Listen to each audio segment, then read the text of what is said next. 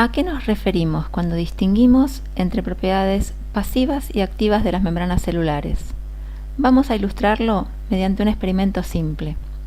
En este experimento se registra el potencial de membrana de una neurona con un electrodo y se agrega un segundo electrodo que está conectado a un generador de corriente eléctrica, mediante el cual se pueden inyectar cargas negativas o positivas al interior celular, a gusto del experimentador, manipulando así la cantidad de carga a un lado y a otro de la membrana. Este gráfico muestra arriba la cantidad de corriente eléctrica aplicada al interior celular, que es proporcional a la carga eléctrica agregada en función del tiempo. Abajo se muestra el valor del potencial medido.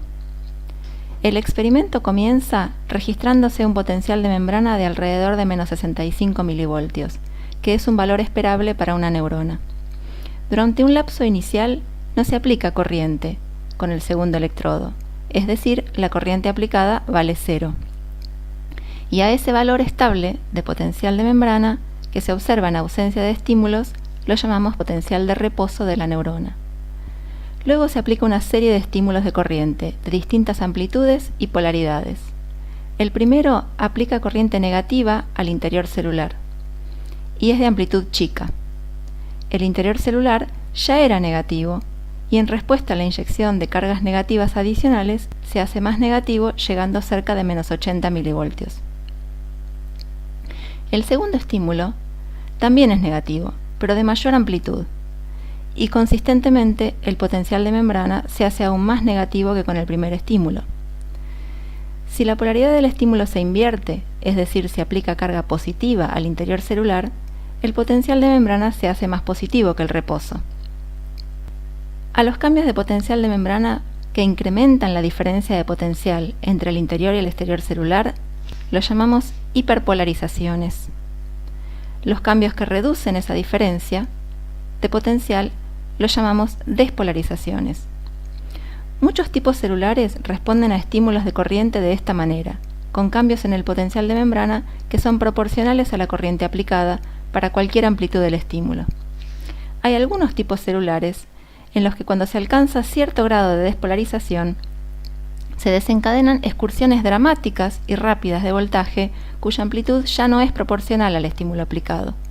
A estos eventos los llamamos potenciales de acción, y las células que los desarrollan se llaman células excitables.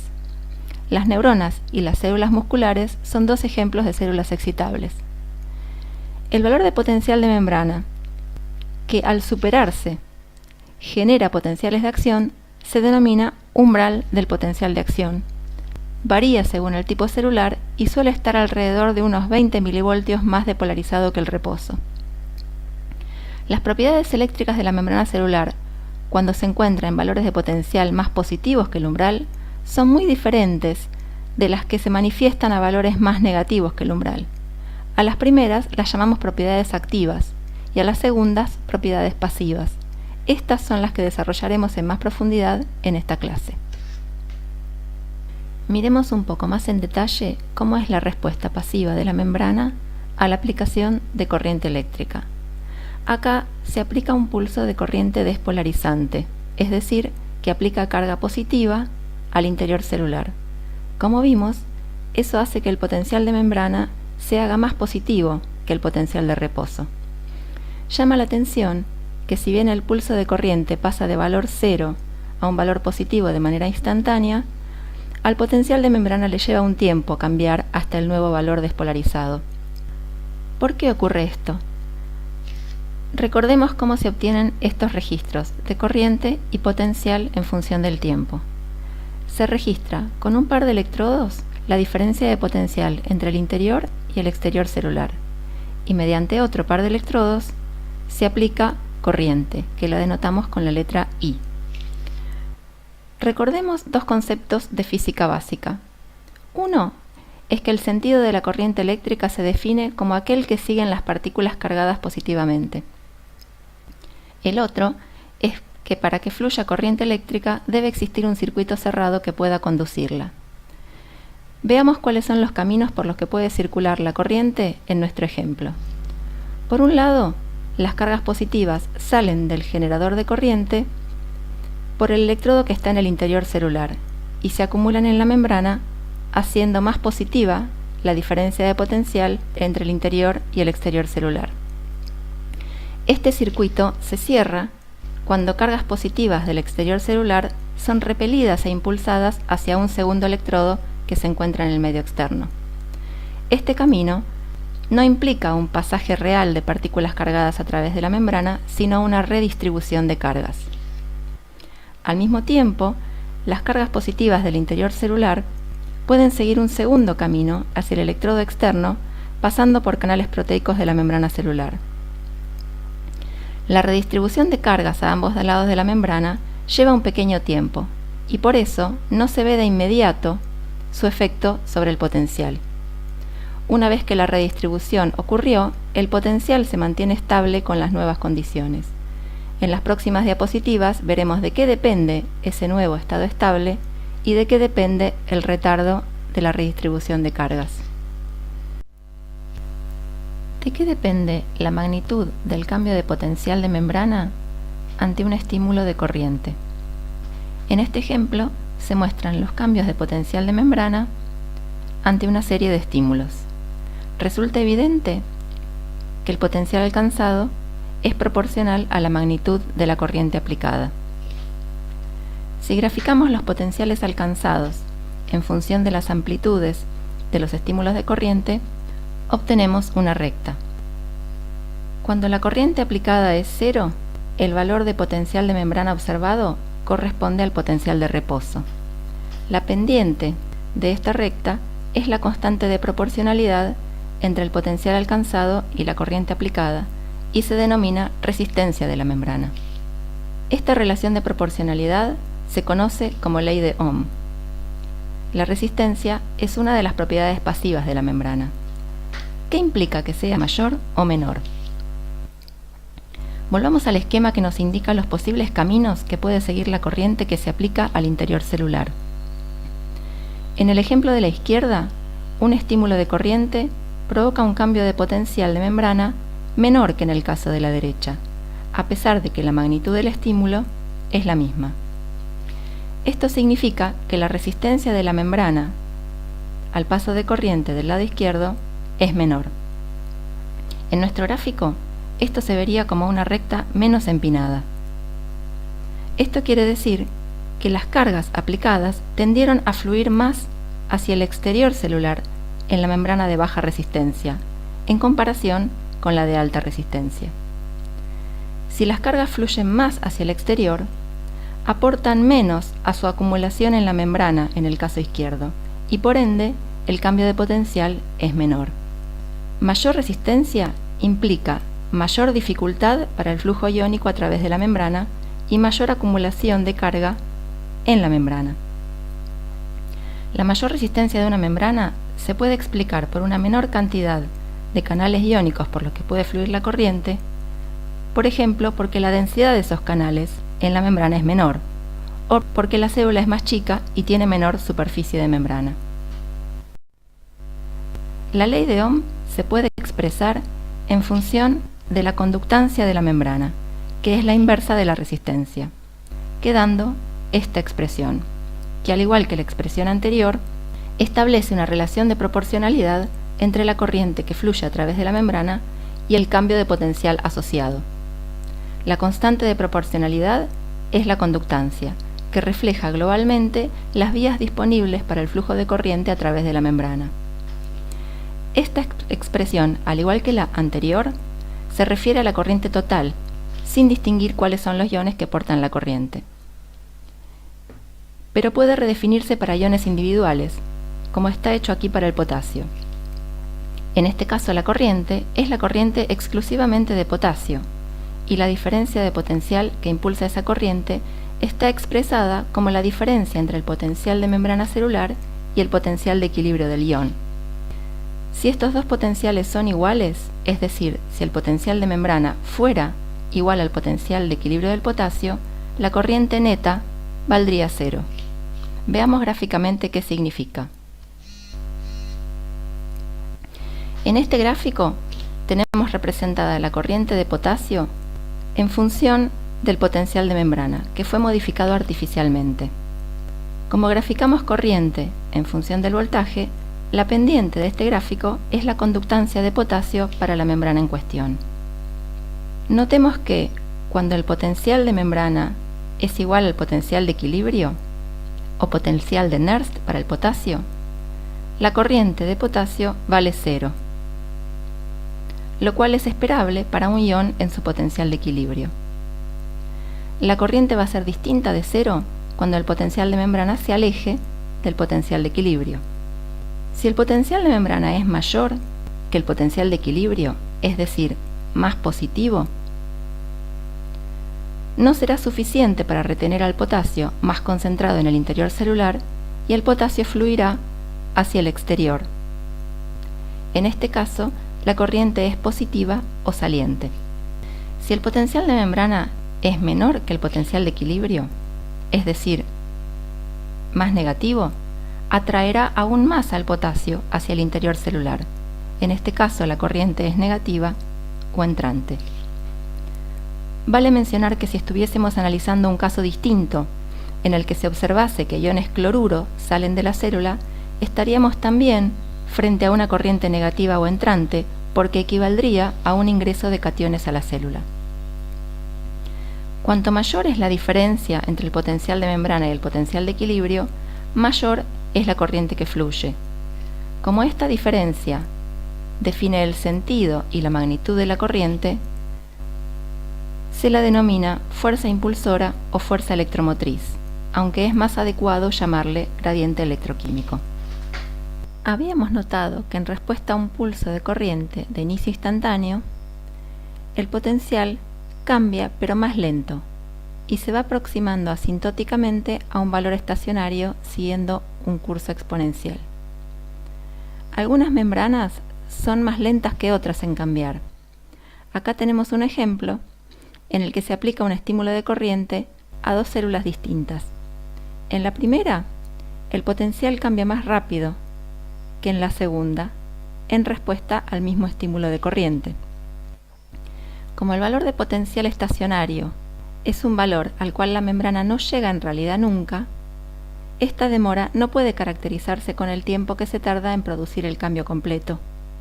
Pero como ese valor estacionario asintótico es conocido, podemos definir una medida del retardo como el tiempo que se tarda en alcanzar un porcentaje del cambio máximo. Típicamente se toma el 63% de cambio que corresponde a un punto de referencia característico de las funciones exponenciales. El tiempo que la membrana tarda en experimentar ese porcentaje de cambio se denomina constante de tiempo y se representa con el símbolo tau. Tau es otra de las propiedades pasivas de la membrana. Las membranas que tienen tau grande experimentan más lentamente los cambios de potencial que las membranas que tienen tau chico. ¿Por qué algunas membranas son más rápidas que otras en cambiar su potencial en respuesta a la aplicación de corriente al interior celular? Podemos identificar dos factores. Uno es la resistencia de la membrana. Como ya vimos, si la resistencia de la membrana es grande, es decir, que no deja fluir fácilmente los iones, las cargas se acumulan en el interior y producen un cambio de potencial mayor. Una visión intuitiva nos dice que producir un cambio de potencial mayor en la membrana conlleva a la acumulación de más cargas y eso lleva más tiempo, alargando la constante de tiempo de la membrana. Otro factor que impacta en la constante de tiempo de la membrana es una propiedad a la que llamamos capacitancia. La capacitancia es la relación entre la cantidad de carga inmovilizada y la diferencia de potencial a ambos lados de la membrana. En cada pequeño parche de superficie de cualquier membrana biológica, esa relación es bastante invariable. Es una cantidad fija de carga por cada milivoltio de potencial. Cuando las células tienen mayor superficie, tienen mayor capacitancia total, porque suman la capacitancia de cada pequeño parche de superficie. ¿Qué relación tiene la capacitancia de la membrana con su retardo para responder a estímulos de corriente? Como vimos, la corriente aplicada cambia el potencial, agregando cargas a la membrana. Si la superficie de la membrana es mayor, debe fluir corriente por más tiempo para acumular suficiente carga y lograr así el cambio de potencial. Mientras que si la superficie de membrana es menor, la capacitancia es menor y se logra el cambio de potencial con menos tiempo de flujo de corriente. Podemos formalizar matemáticamente lo que dijimos del siguiente modo. La constante de tiempo de la membrana tau es directamente proporcional a la resistencia y a la capacitancia de esa membrana. ¿Cuál es la implicancia de variaciones en la constante de tiempo? En las neuronas, la velocidad con la que cambia el potencial de membrana en respuesta a estímulos determina el modo en que codifican información. Por ejemplo, los estímulos que cambian rápidamente se podrán codificar mejor por las neuronas que tengan un potencial de membrana que cambia rápido. Los valores de constante de tiempo de las neuronas andan en el orden de los milisegundos. Hasta ahora vimos qué factores determinan la magnitud y la duración de los cambios de potencial de membrana en las células. Veamos ahora cómo se extienden esos cambios de potencial en el espacio. Las neuronas no son esferas, y los cambios de potencial de membrana que se producen por estímulos de corriente en alguna parte de sus arborizaciones se pueden propagar a otras partes. Este esquema representa un experimento en el que se aplica un estímulo de corriente a una proyección celular, por ejemplo, una porción de una dendrita en un sitio particular. Y se registra el cambio de potencial en ese sitio y en otros sitios a cada vez mayor distancia del sitio estimulado. En el sitio de estimulación vemos una respuesta similar a las que vimos en los ejemplos anteriores. Ante la aplicación de corriente despolarizante, se ve que el potencial de membrana se hace más positivo y la respuesta tiene un retardo. A distancias cada vez mayores, se observa que el cambio de potencial es cada vez de menor amplitud, indicando que el estímulo de corriente es menos efectivo para cambiar el potencial de membrana en lugares alejados del sitio estimulado. Esto se debe a que, para que la corriente pueda cambiar el potencial en un lugar alejado, debe llegar corriente hasta ese punto. La carga eléctrica, además de fluir por el interior de la proyección neuronal hasta puntos lejanos, puede seguir los dos caminos que vimos en cada parche de membrana: acumularse en la membrana y fluir al exterior. Eso hace que la carga se pierda en el trayecto y alcance para producir cambios de potencial apreciables solo hasta cierta distancia. ¿Cuál es esta distancia? Si graficamos la amplitud del cambio de potencial en función de la distancia al lugar de origen de ese cambio, veremos que decae exponencialmente. De manera parecida a como caracterizamos los cambios exponenciales del potencial en función del tiempo, podemos tomar como distancia característica de este fenómeno a aquella a la cual se produce un 63% del decaimiento. A esa distancia la llamaremos constante de longitud. Se simboliza con la letra lambda y es otra de las propiedades pasivas de la membrana. La constante de longitud refleja qué tan lejos puede propagarse un cambio de potencial desde su lugar de origen mediante mecanismos pasivos, es decir, aquellos que operan en rangos de potencial de membrana que son más negativos que el umbral del potencial de acción. Las neuronas con proyecciones que tienen constantes de longitud largas propagarán cambios de potencial más lejos de su lugar de origen en comparación con las neuronas que tienen proyecciones con constante de longitud corta. La constante de longitud puede variar entre menos de 1 milímetro y unos pocos milímetros. ¿De qué depende que la constante de longitud sea larga o no? Depende de un compromiso entre cuánta carga puede fluir por el interior de la proyección y cuánta se pierda en el camino. Esta idea se puede formalizar matemáticamente de este modo. Cuando la resistencia de la membrana es alta, dificulta el flujo de corriente hacia el exterior celular y llega carga apreciablemente a mayor distancia, aumentando la constante de longitud. Cuando es grande la resistencia a lo largo del interior de la proyección, que llamamos resistencia axial, se dificulta la llegada de carga a sitios lejanos y la constante de longitud se achica. Esto sucede, por ejemplo, cuando las proyecciones tienen un diámetro chico. Es importante notar que todo lo que vimos en esta clase domina lo que ocurre mientras el potencial de membrana se mantenga a valores más negativos que el umbral del potencial de acción. Las propiedades pasivas de la membrana determinan en parte cómo las neuronas pueden responder a estímulos. Una alta resistencia de membrana permitirá responder a estímulos débiles. Una constante de tiempo rápida permitirá responder a estímulos rápidos. Y una constante de longitud grande permitirá propagar cambios de potencial de forma pasiva a distancias más lejanas.